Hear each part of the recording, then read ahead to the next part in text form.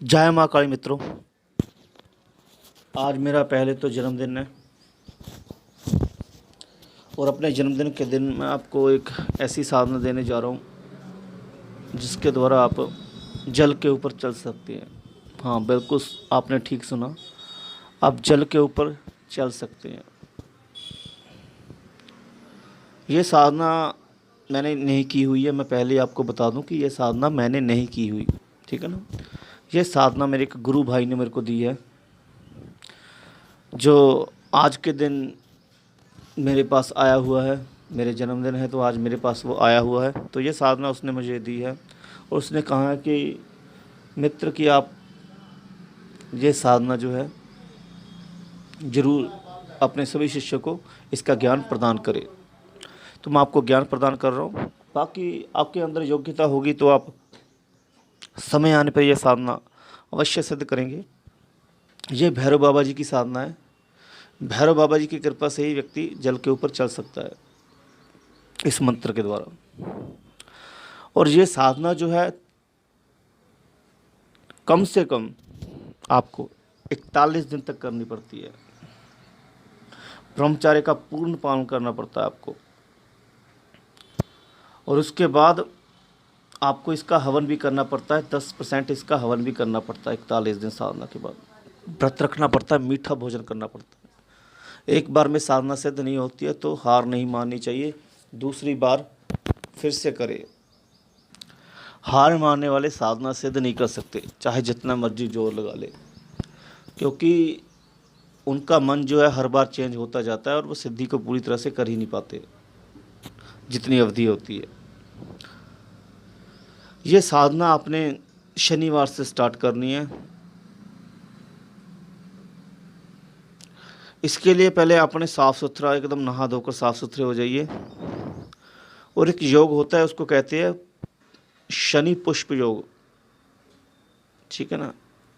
इस योग में आपने जो सफ़ेद आँख होती है, आँख,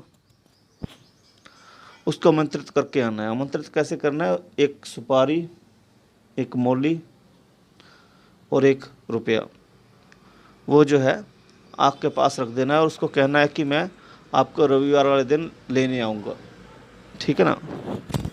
और फिर रविवार वाले दिन उस आँख को जड़ सहित उखाड़ कर ले आइए। फिर दूध से धोइए, छाया में ही सुखाना है, धूप में नहीं रखना है, छाया में सुखाना है। दूध से पहले नहा धो लीजिए उसको, ठीक है ना, साफ़ कर लीजिए। फिर इसका खड़ाऊ बनाना है। जब वो एकदम से सूख जाए ना, खड़ाऊ बनाना है उसका। उसको पहले से ही आपने इस तरीके से मोड़कर सुखाने के लिए रख देना है कि वो आपके पैर का खड़ाऊ बन जाए, ठीक है ना।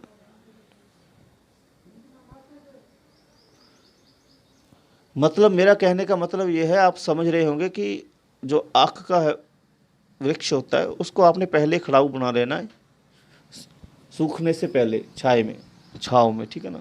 खड़ाऊ बनाना है उसका। जिस आकार का उसको आप बना देंगे उस आकार की वो बन जाएगी। आप पहले ही उसको सूखने से पहले ही खड़ाऊ का आकार देकर सूखने के लिए रख दें। और उसके बाद बनाने के बाद ना ही पाँव में पहने और ना ही, जब तक कि साधना पूरी ना हो जाए, ठीक है ना। फिर उसको सामने रखिए, ठीक है ना। मंत्र जप कीजिए उसके सामने, बाबा भैरव जी की पूजा कीजिए सुबह शाम। उसके सामने, उसे सामने रखिए, उसके ऊपर मंत्र फूकिए, ठीक है। इस मंत्र में आपको बताता हूँ, जिसको आपने कम से कम रोज़ की, ज़्यादा नहीं तो 16 माला होनी चाहिए इसकी। मंत्र सुन लीजिए। ओम नमः काला भैरू कालिका का पूत, पगो खड़ाऊ हाथ गुरुजी चलो मन प्रभात, आँख तू अग्रसु भरा तेरो न्योता, मैं जहाँ करूँ पूजो दिन साथ, जो तू मन चित्ता कार्य कर दे, मोह कुमकुम कस्तूरी केशर से पूजा करूँ तुम्हारी, मोर मन चित्त्यो मेरा कार्य करूँ, गुरु गोरखनाथ की वाचा फोरे शब्द साचा, पिंड काचा फोरो मंत्र ईश्वर वाचा। इसकी 16 माला करनी है आपने। जब 16 माला पूर्ण हो तो खड़ाऊ के ऊपर 7 बार फूंक मार दे, ठीक है ना। ये आपने 41 दिन करना है। 41 दिन के बाद उसको बाद एक ब्राह्मण को और 2 कन्याओं को भोजन करवा दे 41 दिन के बाद। उसके बाद माथा टेक के खड़ाऊ को जो है माथे पर लगाए और उसके बाद इजाज़त ले भैरव बाबा जी से उसको यूज़ करने की। उसके बाद उसको पहने और जल के ऊपर चले। पहली बार में अगर आपको सिद्धि प्राप्त नहीं होती तो आपने ज़रा भी हौसला नहीं खोना है। दूसरी बार फिर से प्रयोग करें, 1-1.5 महीने का गैप पाकर फिर से प्रयोग करें। माता रानी की कृपा रही तो अगली बार आपकी साधना सिद्ध होगी। कईयों की तो इस बार भी साधना सिद्ध हो जाएगी अगर आपके ऊपर माता प्रसन्न हुई। क्योंकि देखो, जब तक आपके साथ चलने वाला देवी देवता प्रसन्न नहीं होता तब तक सिद्धि भी आपको प्राप्त नहीं होती। पर जब आप एक ही प्रयोग को बार बार करते रहते हो और पूरा प्रयोग करो, यानी कि 41 दिन का प्रयोग किया तो बीच में 13 दिन का करके छोड़ दिया, 14 दिन का करके छोड़ दिया, ऐसे सिद्धि प्राप्त नहीं होगी। ऐसे देवी देवता गुस्सा होता है। जब उसकी 41 दिन की साधना पूर्ण करके कन्या को भोजन करा देते हो, ब्राह्मण को भोजन करा देते तो उनका अनुष्ठान पूर्ण हो जाता है।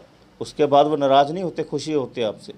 उसके बाद वो उस समय अगर आपको उसने सिद्धि नहीं प्रदान की तो अगली बार फिर से वैसे करोगे तो आपसे वो प्रसन्न हो जाएंगे और आपको सिद्धि प्रदान कर ही देंगे। हिम्मत मत हारो, ठीक है ना। ये साधना मैंने आपको दी है। इस साधना का ज्ञान भी आपको जो मैंने दिया, अभी तक ये आप साधना मत कीजिएगा, क्योंकि अभी तक जो है जो मेरे शिष्य है इस साधना को मेरे जब तक मैं नहीं कह देता तब तक ना करे। बाकी मैंने ज्ञान देना था आज के दिन आपको तो मैंने दिया। आज मेरा जन्मदिन था तो मैंने ये साधना आपको देना चाहता था, इस साधना के बारे में बताना चाहता था।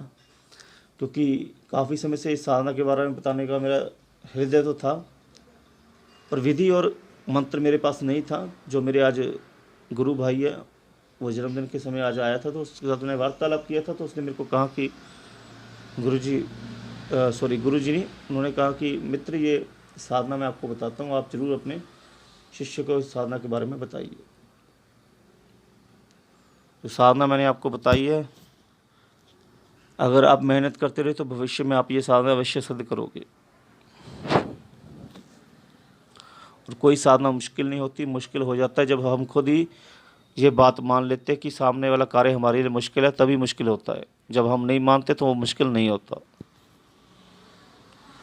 चलो, अभी जल्द ही कई मेरे को शिष्य बोल रहे हैं कि गुरुजी परियों की साधना नहीं दे रहे हो, तो मैं जल्दी परियों की साधना भी दूंगा। माता आपको सभी प्रकार के सुख प्रदान करे और मैं कोशिश करूंगा कि आज ऑनलाइन हो सकूं, पर जन्मदिन है तो ऑनलाइन हो नहीं पाऊंगा। रिप्लाई भी करने आप सबके सभी मेरे को।